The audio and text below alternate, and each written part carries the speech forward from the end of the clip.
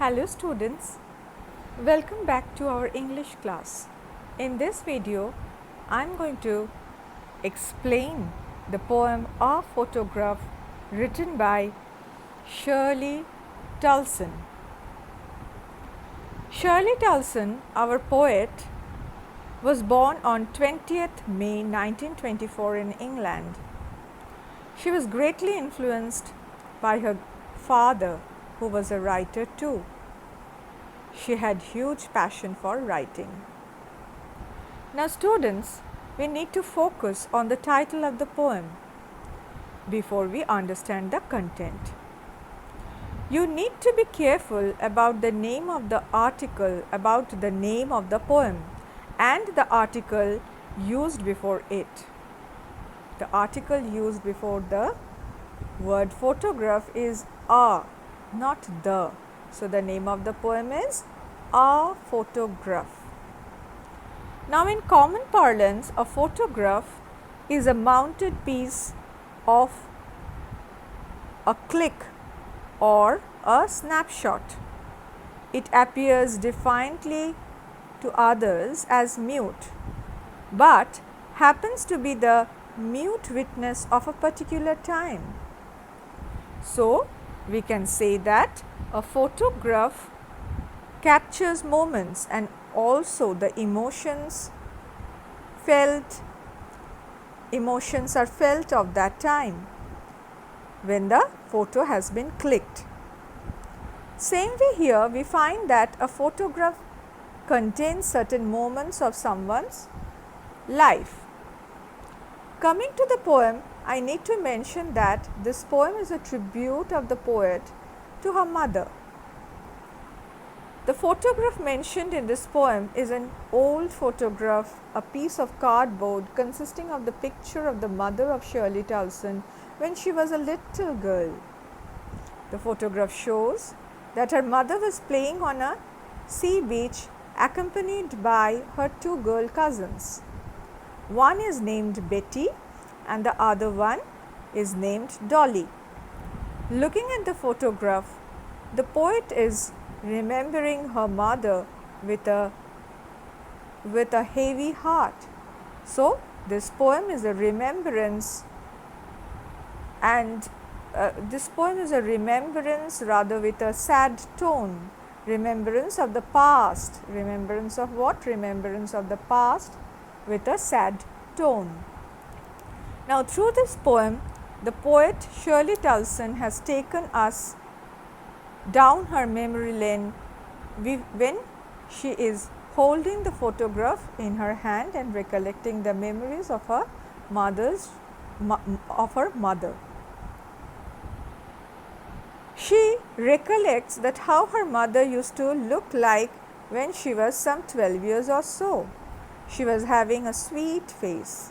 It was her visit to a sea holiday, and the three girls, there were three girls in the photograph shown, and these three girls are poet's mother and her two girl cousins. They were standing still to pose for the click taken by the uncle with the help of a camera. The weather was windy at that time and their hair was flying on their faces when they were facing the camera. Now, all the three children were happy within. With smiling faces, they were posing for the click. Out of three children, Shirley Tulson's mother was the eldest, some 12 years or so. Now, let's read out the poem. The cardboard shows me how it was when the two girl cousins went paddling, each one holding one of my mother's hands, and she, the big girl, some 12 years or so. All three stood still to smile through their hair at the uncle with the camera. So this cardboard is none other than the photograph, the mounted piece of the click, shows me. Who is this me? Me is poet Shirley Tulson. So the cardboard she was holding shows the poet that how it was, what is there in the picture. The two girl cousins went paddling. Along with them, who was there? Poetess mother, and they were all holding one another. They were all holding poetess's mother hands.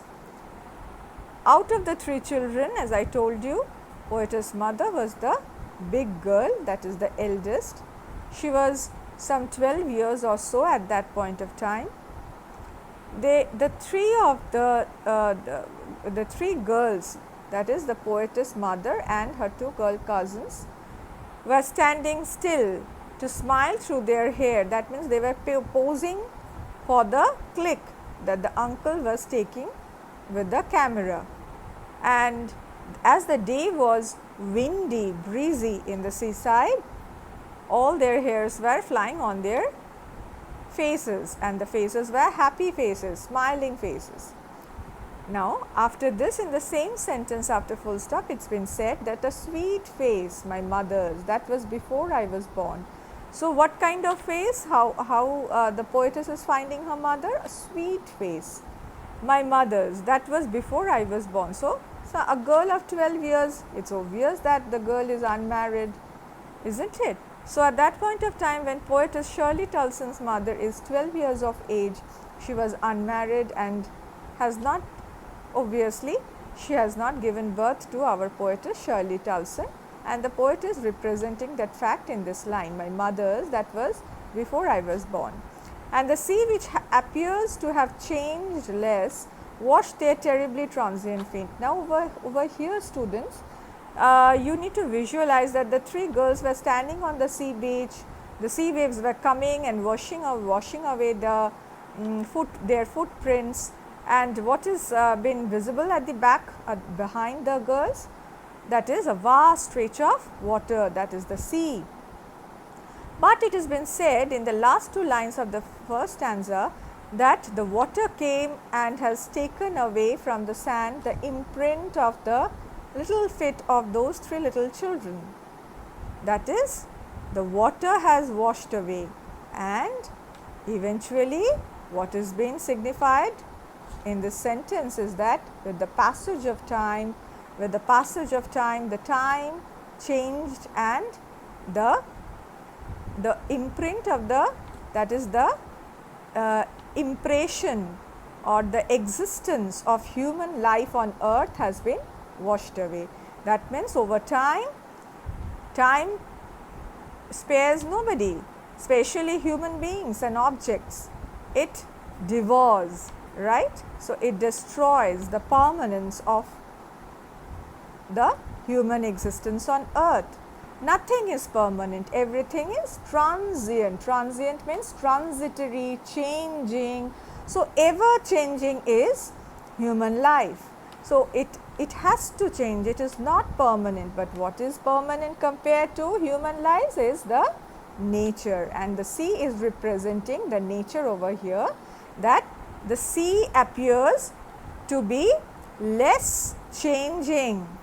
The nature also changed, but at its own pace. But what changes happens, and that happens terribly, that is the change of human lives. So, the imprints, the footprints of the little girls' feet, those three girls standing on the sea beach, their feet's impression were been washed away by water, and over time they are nowhere to be found on the sea beach. The time has washed them, washed the existence. So, nothing is permanent on this earth, especially human beings and objects. Time spares nobody. So, human existence becomes transient, while this nature changes, but at a very slow pace. Changes less happens in nature, while human lives are transient, transitory, changing, not permanent. So, washing their terribly transient feet means the water has washed away the imprints of the feet, and the time has also not kept the record of those imprints of the feet on the sand. Over time, the impression, the existence of those little feet were washed away. right. In this video I will end over here, and in the following video I will continue with the explanation of the following stanzas.